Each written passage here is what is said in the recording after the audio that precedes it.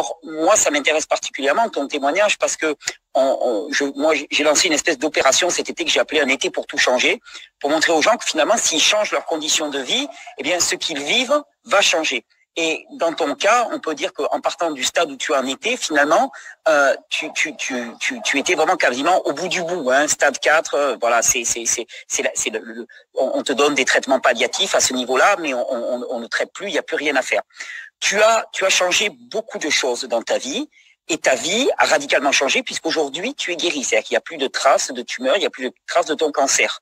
Et j'aimerais bien que, alors c'est aussi pour motiver les gens et leur montrer que quand on parle de changement d'hygiène de vie, on parle de changement d'alimentation, de changement de rythme de vie. Dit comme ça fait relativement anodin. Simplement, ça, ce que tu as fait ça, plus des quelques compléments alimentaires, mais ça a permis de passer du stade de mec qui est condamné à 3 mois à mourir au stade de gars qui va bien et qui est en pleine forme. Donc j'aimerais bien que... J'ai jamais été mieux. J'ai jamais été mieux. Donc j'aimerais bien qu'on prenne un petit peu les éléments forts, clés pour toi, bien sûr, hein, parce que il s'agit de comprendre que c'est toujours une expérience individuelle, donc c'est pas obligatoirement l'exact copier-coller de ce que tu as fait toi, mais plutôt l'état d'esprit dans lequel tu étais. Qu'est-ce qui pour toi ont été les éléments majeurs de ta guérison, de quelque chose qui est normalement considéré comme inguérissable. Parce que souvent on dit, voilà, alors tel cancer, il a été guéri, oui, mais bon, avec un traitement en chimiothérapie, qu'il aurait pu le guérir. Là, un stade 4, la plupart du temps, les médecins, ils jettent l'éponge. Donc même là, donc, je veux dire, t'as trouvé une solution là où il n'y en avait pas. Donc est-ce qu'on pourrait voir, qu'est-ce que ça a été ton changement globalement? C'est quoi le Guy entre 2018 et 2020? C'est quoi qui a changé?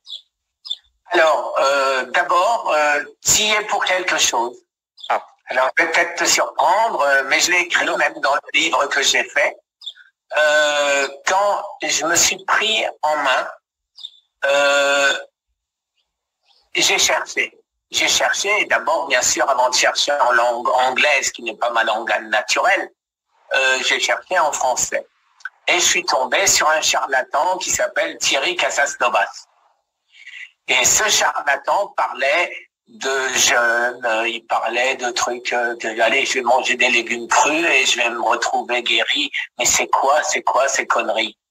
Voilà.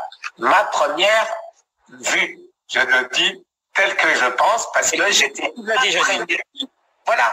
Et parce que j'étais imprégné des conneries, excuse-moi l'expression, de la médecine traditionnelle, la médecine, voilà, on dit, mais non, la nourriture, j'en ai parlé à mes médecins, ils m'ont dit, mais non, ça n'a strictement aucune importance, il n'y a pas d'évidence que le sucre nourrisse le cancer, etc., etc.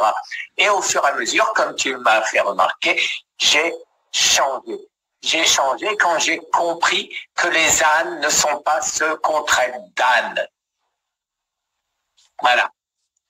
Mais oui, mais c'est tout simple. Et à ce moment-là, j'ai commencé à essayer de comprendre pourquoi.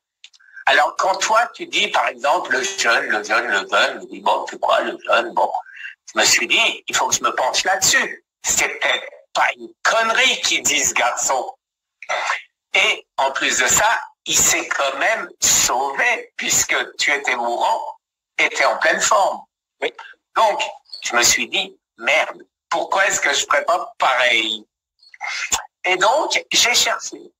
Et je me suis rendu compte que l'histoire du jeûne, tu avais des grands professeurs américains, je parle de Thomas Seyfried, je suis tombé bien sûr sur Eric Berne, je suis tombé sur Jason Fung qui soignait de cette manière aussi le diabète, et bien sûr sur le japonais prix Nobel 2016 qui a eu le prix Nobel pour l'autophagie.